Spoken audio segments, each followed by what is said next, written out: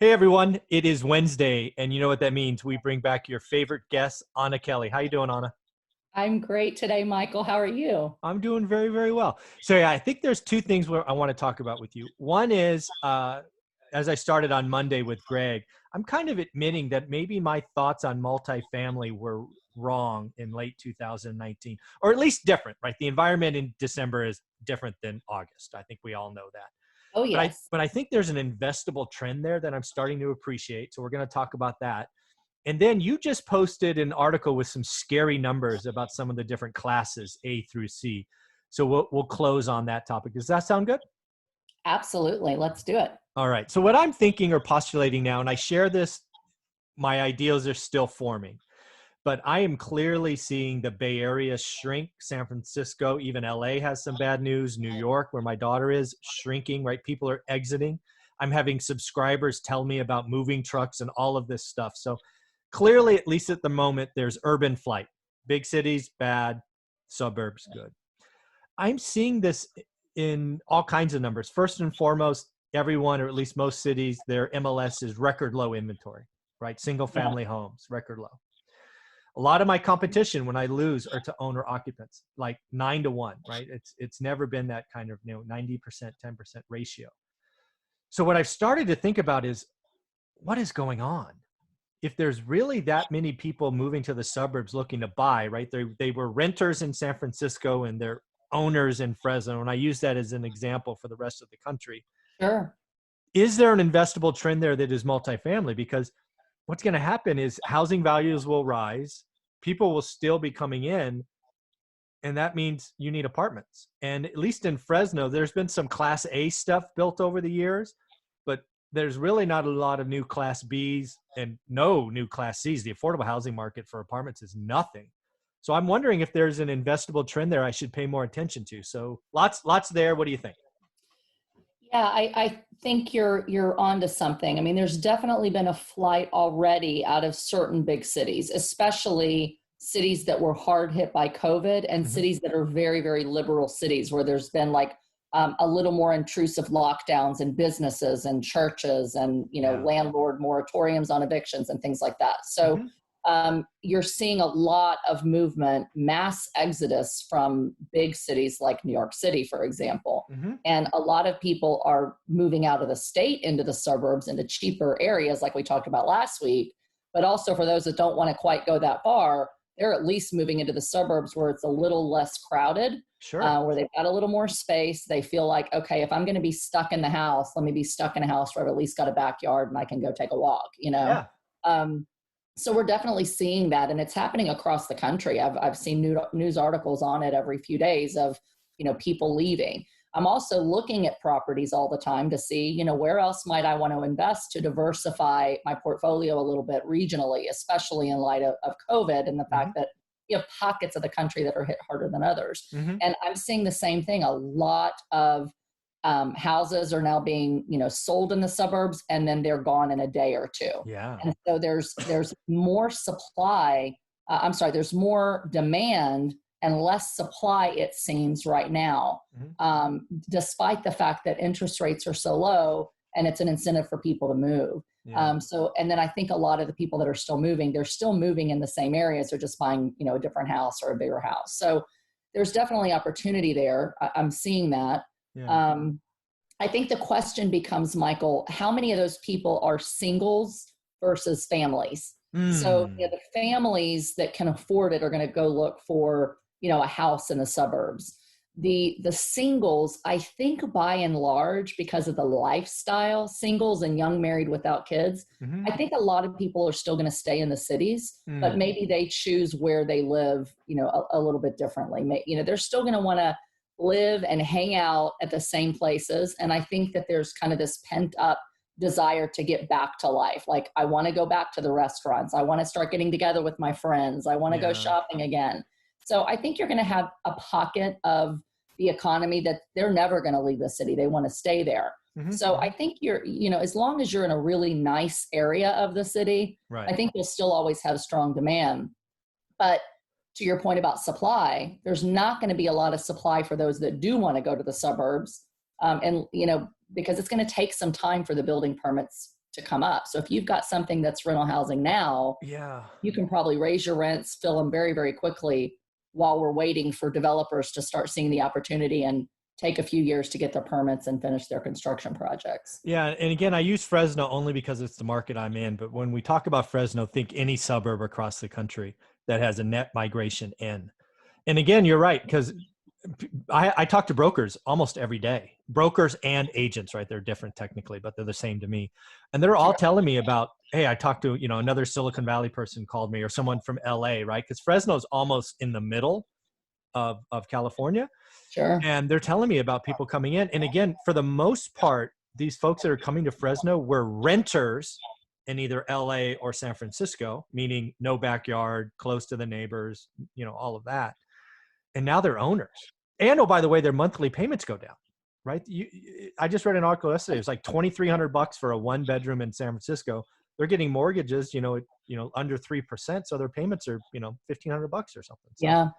And that's one of the risks of Class A apartment investing. So we've talked a little bit about, and I know we'll segue a little more into this later, but the class of apartment building that you invest in is really important. Mm-hmm. And the economic trends, and whether we're on an up cycle or down cycle, will impact them differently. But your Class A apartments, essentially, Michael, are the newer build, mm-hmm. high-end, brand new, really nice amenities like concierge dog walking, yeah. and valet parking, and morning coffee service, and maid service that comes in and cleans your apartment. Like, that's Class A high-end apartment living, where people will pay $2,000 a month plus for a 1-bedroom apartment. Mm-hmm. or 2-bedroom apartment. Mm-hmm. Those people are going to start saying, you know what, this is pretty expensive for the city living. And with all this stuff going, I can easily afford a house, especially with rates sub 3%. Yeah. So that group of people, even though they're single, and I know I'm kind of, giving a different flavor of what could happen with certain people, but if they're in high end and they can afford a house, this is the time, if there's ever been a time to buy, lock in super low rates in a recession when values are probably going to keep going up over time. They have and you can get a lot more for that money than buying renting a brand spanking new Class A apartment building. Yeah, so we'll transition into the class discussion in a minute, but I just want to leave this here before I forget. I read an article just yesterday about LA, and LA is seeing Class A have the biggest hit on prices, rent prices, right? Most giveaways, 1-2 months rent forgiveness or for free, right, when you sign a year lease. Sure. So yeah, Class A will take the biggest hit, but we'll talk about that in a minute. I want to close on the first topic, because I always look at the chessboard. I call it a chessboard. And if the first domino is single family housing goes up, limited supply, people are coming in, going from renters to owners. My question is, okay, what's next? Okay, so prices go up. At some point it becomes expensive, right? Because again, people don't believe this, but you can live in Fresno on $60,000 a year. Where in Mountain View, California, where I'm at, you need to make $200,000 a year, right? And they're 2.5 hours apart, right? So it's crazy. So if more people go there, prices go up, it becomes quote unquote less affordable. That just means people become renters. And again, the supply isn't there. If population increases by 15 or 20%, the housing stock is already impossible. My property management firm manages the firm I'm at. It's not mine. The firm I'm at manages over 6,000 units. He has 12 vacancies as of Monday, where he usually has 200. He has 12. Right. I'm putting all this data together going, holy cow. If you're in a submarket that will see net migration for the next 18 months, renters become owners, values go up, more people rent. Owning apartments in a market like that, because it'll take years this is still California, it'll take years for permitting to get through. Exactly. And that's the key. With anything that you invest in or that you sell or you have a business with, it's all about economics and supply and demand. Yeah. So if there's more demand than there is supply, you're going to do well. Yeah. And if there's less demand than there is supply, you're going to be hit harder. And so, these regions where the cities are hit the hardest and people are leaving in droves, those cities and those regions are going to be hit hard because there's suddenly all the supply and no demand. Yeah. And that's why even Class A apartment buildings are having to lower their rents to try to beg people to come rent from them, because there's so much supply versus the demand. Yeah. You're going into my areas that there's a lot of migration and there's just not enough supply. It's pent up demand. And if you have something, you can fill that demand, raise your rents, stay completely occupied. And those other cities where they're leaving are the ones that are going to really suffer. So it's important to know your market, know, like you said, the net migration, know the jobs, and see if you can find a niche within that you can serve the need and the demand that's there. Yeah. So I think this is absolutely an investable trend. I mean, it will take years for new construction to come on. And again, at least in my market, it's historically speaking been the wrong stuff. People always build the nicest stuff, right? So they build Class A, then the old Class A becomes Class B, and there are no Class C constructions. Right. So let's transition to the other topic we want to talk about, because there's some pretty scary numbers out. We both read the same article. You highlighted it on your Facebook page about rent collections at the various classes. So why don't you bring that topic to bear? Sure. So as we've talked about before, even before this recession, Michael, we look at trends, we said, hey, we're probably at the top of a market, longest expansion period, since President Abraham Lincoln was in office. Yeah. And in a lot of these big cities, like we talked about, they were already starting to see hyper supply, where there was so much building, too much supply for the demand, and prices were starting to tick down. Rents were starting to tick down. So we're like, okay, when that happens, a recession's coming, look out. Yeah. So when a recession's coming, historically, Class C has always hit the hardest. It's workforce housing. It's your blue collar workers. It's your workers that work at, at Rite Aid or Walmart. Yeah, retail and restaurants. Retail restaurants, a lot of that. And some factory working and things like that. So those are those that when there is a recession, because of recessions causing incomes to go down and then demand to go down, you end up with layoffs. And they're the first people that are hit hardest in any recession. So we've known that historically already. And that's made me, when we talk about like why I don't invest any longer in Class C apartment buildings for the most part, is because I know in a recession they're hit hard. And the average person that lives in a Class C apartment building, like more than the average, but over 75% of the population, Michael, doesn't have a full month expenses saved. They have $300 or $400 saved. So when you have a demographic that doesn't have anything saved, as soon as one person loses a job, they're in crisis. And so while my heart goes out to them, and I've been there, trust me, the reality is if you have a business plan or an investment plan that you're going to be at 95% occupied, all these years that you're holding this building, and that you're only going to have 2% collections in a recession, you're relying on people who are hit the hardest, who have to prioritize, what do I pay? And they prioritize their food before they'll prioritize shelter. For sure. They'll skip and find somewhere else to live. So it's just a hard hit demographic in any recession. So in general, we know that those numbers are going to be, you have to build in higher vacancy and you have to build in higher collections losses. Well, not unlike any other recession, but even harder in this recession, Class C has been hit the hardest. So there's been a lot of different articles that have been coming out by those tracking rents and those tracking the industry of people that have been shut down and laid off in most. And it's that Class C resident has been hit 75% harder than anyone in Class B or Class A. Your second hardest hit is Class A, and we'll talk about that in a second too.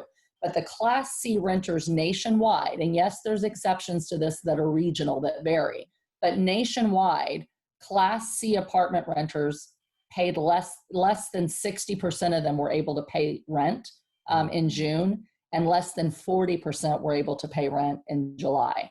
That is a huge number of people that cannot pay rent, or they choose not to pay rent despite the fact that unemployment was $600 extra per week, because that demographic cares less about their credit, because most of the time they don't have good credit. They just want a roof over their head and they want food. And if they're worried that they are not going to find another job, they're going to stop paying rent because they know that there's an eviction moratorium. So they're hoping to buy time, save up a little money, and they probably have good intentions, most of them, to get caught up, but they're not going to until the government makes them. And so it's just been hit extremely hard. which makes it really hard for landlords to cover their expenses, when by and large, Michael, 9 cents for every dollar paid is profit. 9 cents. So you need 91% of your rents collected just to break even and pay your mortgage after your expenses. And when you're at 60% collected, 40% collected, they're going to have to go into forbearance and probably eventually foreclosure and lose their properties if that's the asset class that they're highly invested in. Yeah. Yeah. There's no, I mean, let's assume you collected 60% and you had no mortgage. It would still be tough to eke out gains because, you know, most Class C, your operating expenses are at least 50%. 50%. Yeah. Sure. So, I mean, yeah, if you collect 60% for more than just a couple of months, even the strongest landlords in Class C will get smoked.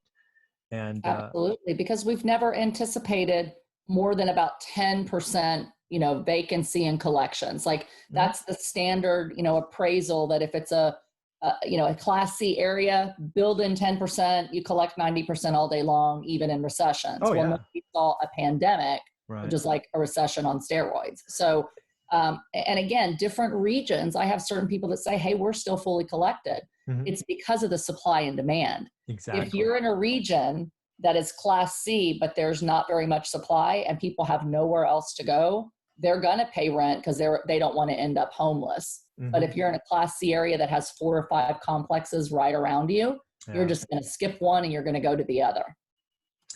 Yeah, I think what we're seeing here is, again, I think it's going to be a K-shaped environment, winners and losers. I think, again, looking at the markets that I know the most about, San Francisco and then Fresno. San Francisco, if you're a Class C apartment owner in San Francisco, you're out of luck. Yeah. Rent strikes, eviction moratoriums, it's very kind of obtrusive. You're going to lose that building if you have any debt on it.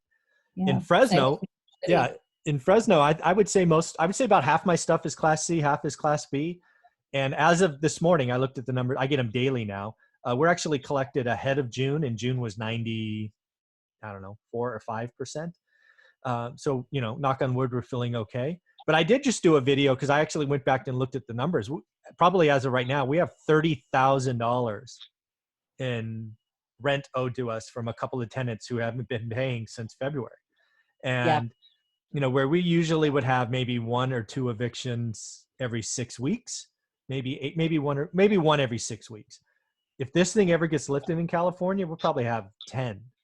And that's tough, not because it's just tough all the way around. People don't realize it's not the $30,000 that I'm out and probably will never see.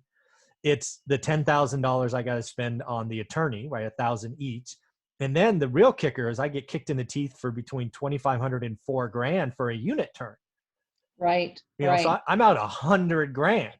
Right. Very quickly because of and this. It's tough because, you know, people might say, well, you don't care about, you know, your tenants and this is just a cost of doing business and your way to give back, you know, people that think we're just evil landlords. Yeah. But the reality is, you know, we're trying to put food on our table as well. And there's not a huge profit margin. And that's what people don't really realize. They think, oh, you're making 30 or 40% and you're price gouging people. You know, just there's a rent affordability issue, but there's constantly increased expenses for operating. Your taxes going up, your insurance going up. Every utility raises rates every single year. And so the cost of providing housing goes up significantly. And you just can't afford to take that kind of hit over and over and over again and be able to continue to provide housing to people. So it's a really difficult situation, you know, all around for everybody. But you just hope that those areas are going to bounce back. So like Fresno, you said you're still doing pretty well, Class C, but is there a lot more demand than there is supply? Oh, there's no question. Yeah. So it's that unique twist. There's nothing. There hasn't been any Class C housing or affordable housing built in Fresno in probably 15 years. I mean, there's just nothing.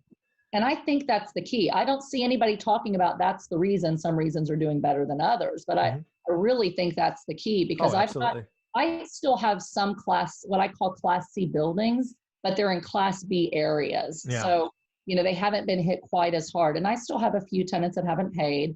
And in one of our Class B areas, it's a Class B plus building, Class B minus area. We've got about 30,000 in collections on 150 unit property as well. There's maybe 5 or 6 that haven't paid. but they haven't paid for several months. And so Exactly. we'll never see that again. Oh, never see it. Yeah. You know, and that's in a B area, you know, and if you, the more you go into areas that are truly Class C areas and have a lot of supply, it's just going to be really, really difficult. So you've got to keep all these things in mind when you invest in a property, when you invest in an area, is not only, is it a Class A, B, or C? How well are they going to do in any recession? But then where is the supply and the demand? You've got to do that research and make sure that you understand the supply demand dynamics of any given market that you want to go into. And that's why I loved how we tied these two topics together, because again, my mindset January of 2020 was, oh, I got out at the peak. I sold 3 apartment buildings at the peak, got a bunch of cash. We're doing fine. Cool. Now, you know, fast forward to August, I see a huge supply demand imbalance that is, it's going to push houses first. I'm going to guess multifamily second and rents third. Because I think Fresno by 2024 is, you know, 50% bigger, and they're just not built to have that many people come. Right. So pretty interesting. So yeah, I've changed my entire opinion about multifamily. But really, it's to the point you made. You've got to know the area. You got to learn your market, because there will be some multifamily, i.e., San Francisco owners, that stuff will be foreclosed on. You know, it'll be within a year, right? Because you get a forbearance and then this and then that and blah blah blah. Yeah. But there's going to be stuff traded cheaply in big cities. So, right. All good stuff.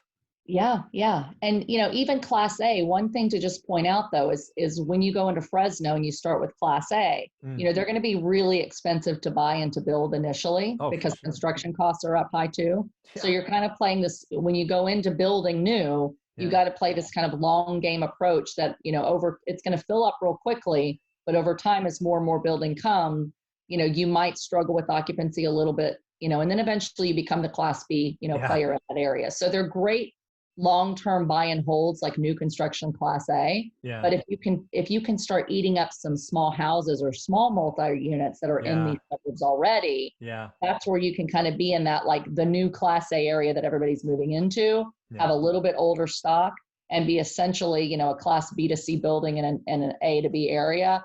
That's like that sweet spot where you're always going to be full. Yep. You're not going to have to worry about all the new players, you know, cutting rents and, you know, giving concessions. Yep. You just have a nice, stable property that gives you both the income, the appreciation, and the asset preservation. Yeah. Well, right now that answer is single family homes with a backyard off a busy street. Pretty much the only thing not selling is a house on a busy street.